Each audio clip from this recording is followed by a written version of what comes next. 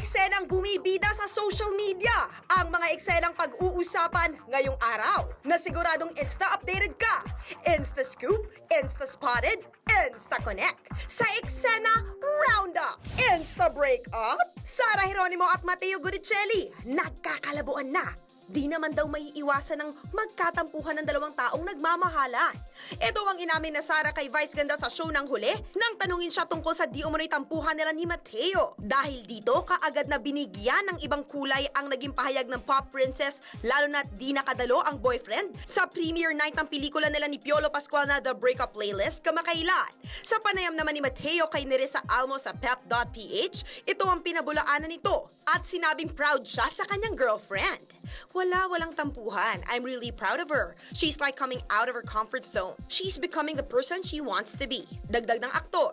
Insta-react! Rap Salazar. Pinatatamaan nga ba ang Jadine ng mga singers na walang karapatan dahil nagli-lip-sync lang? Naging tweet scoop sa fashionpolice.com ang exchange of tweets na rap at ng kapwa singer nito si Aria Clemente. I hate seeing artists lip-syncing on TV. Tweet ni Rap. Di umano'y patama ito sa Screen Sweetheart sa sina James Reid at Nadine Lustre na kapwa tumanggap ng Gold Record Award para sa kanika nilang album last Sunday. Yung iba nagkaka-album pa. Dagdag pang tweet ni Ralph. Agad na pinuna ito ng mga Jadine fans. Subalit agad namang nilinaw ng batang singer na hindi raw ang Jadine ang kanyang pinatatamaan sa kanyang recent posts. Those tweets are not for Jadine. Yung ibang tao kasi ang nag-mention na sila yon. Pero hindi naman talaga. Hope everything is clear now. Pahabol ni Rap.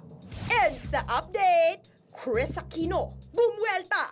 Wala raw katotohanan na may sinabi ito tungkol kay Maria Ozawa.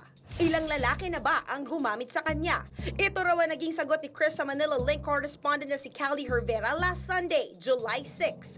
Tungkol ito sa di umano'y pagkakalink ng Japanese actress kay President Noynoy Aquino. Mariin namang pinabulaanan ng Queen of Talk ang nasabing artikulo sa opisyal niyang pahayag sa Philippine Entertainment Portal o PEP na eksklusibo namang isinulat ni Erwin Santiago. Ayon sa nasabing artikulo, nasa abroad daw si Chris noong araw na di umano'y nangyari ang sinasabing exclusive on-the-spot interview. Naging trending topic sa social media ang nasabing artikulo. At dahil dito, nagkaroon ng instant fame ang blog site na napag-alamang isang satirical news site kung saan ang mga nilalabas na artikulo ay ginagamitan ng humor, which is to make fun or ridicule a contemporary issue. Ito ang Eksena Roundup!